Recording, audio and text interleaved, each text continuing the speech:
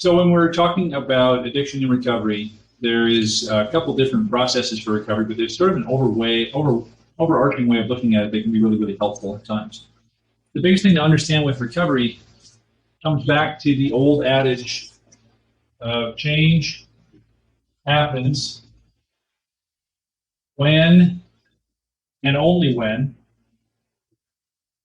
the pain of staying the same outweighs fear of change. Okay, so basically, if you have a little scale, pain is staying the same as right here, fear of change is bigger, and now we have tipped the scales. And now I'm going to start to change. Now the question, of course, is how much change am I going to execute?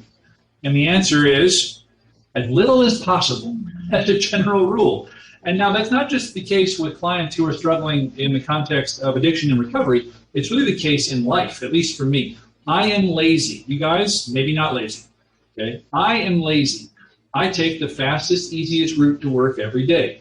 The only time I change the direction and the exits and the highways and the freeways related to my commute is if, for some reason, there's an accident or some construction, aka the pain of my normal way of doing things outweighs the fear of change. And the reason is simple. We live in a world that's full of chaos and unpredictability, and we really like predictability. We really like routine.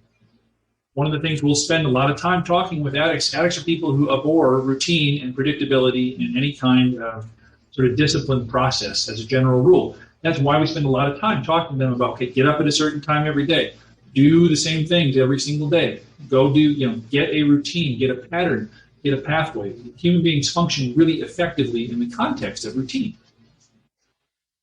One of the things that I do when I'm working with clients who are resistant to change, we were just talking a little bit about clients who don't want to admit that they have an addiction, despite the fact that they do. So what's the diagnostic criteria for an addiction? Well, there's a lot of different sort of kitschy diagnostic criteria that are great. But ultimately, if I have an addiction, what that means is the consequences continue to escalate, but I continue to do the behavior anyway. That's the simplest definition of addiction that I know of. And I like it because it meets the criteria for defining both chemical addiction and a pattern addiction, right? A behavioral addiction.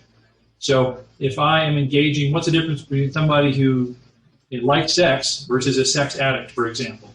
Well, a sex addict is experiencing negative consequences in their life as a result of their behavior, but they continue the behavior anyway, despite a desire to stop experiencing the consequences. Make sense? So when somebody comes to me and says, Greg, I'm not an addict, I don't want to talk about addiction, I just want to move forward and change my life and do this differently, what they're really saying is, what? Greg, the pain of looking at the addiction and what it's cost me is pretty great right now. Right now, that pain is down here and the fear is up here. I am nervous about experiencing the pain of talking about my addiction. I am nervous about experiencing the pain of acknowledging the wreckage of my past. I am nervous about seeing who I've harmed. I'm nervous about seeing who I really am, digging in, doing a fourth or a fifth step inventory and realizing that I'm a human being, and that means there's some parts of me that are pretty crummy and some characteristics and patterns of me that aren't so great. And also I'll discover sometimes actually people are really worried about discovering that they're not that bad. Like if I'm really identified with being bad, I'm identified with a shame-based personality or identified with a sort of a badass, bad boy personality, the fourth step can be a little disturbing to discover that I'm actually not that bad. The fourth step is really an equalizing process. When I sit down and run through the process, what I recognize is that all human beings are pretty flawed, pretty mortal, and we all to some degree want to be God and want to have power and control and predictability and stability and all these other things. So what happens when somebody comes in is they're at a certain point of pain and they come into treatment or they come in to see me because the consequences have outweighed the joy of what they're doing and they don't feel like they can handle it on their own. If they could handle it on their own, if they still felt like they could handle it on their own, they wouldn't be bothering with me, right? I'm expensive. Treatment's expensive, even for people who have their insurance paying for treatment. Treatment is still expensive because it costs time. Seeing me costs time and money. Ooh. So the only way I'm going to do that is if I run into what's called an exogenous factor. That is to say, I run into something, a problem that's bigger than I know how to deal with as far as what I believe is true. I don't believe I have the tools to handle this on my own. So I go to you and I say, I'm in a lot of pain, I need some help, and although I'm afraid of change, and I don't like change, and change hurts, I'm willing to change.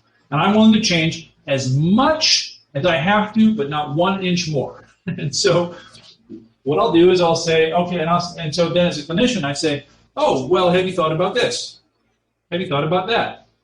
Have you thought about going to AA? I don't like meetings. All right. Have you thought about going anyway and working the steps? No, I don't want to do that. Okay. Have you thought about, and you can pick any other thing that is helpful. And what will happen usually, not always, but often, is I will make a change of some kind. Again, I'll make a change that to me, and oftentimes it happens earlier in the process. That's my observation. People come in and for the first couple of weeks, they're like, I'll do whatever you say. And then we get to week 3 and we say, maybe living with your meth-dealing girlfriend is not the best plan for you. I say, whoa, Greg, I love my girlfriend. This is just about my addiction to meth.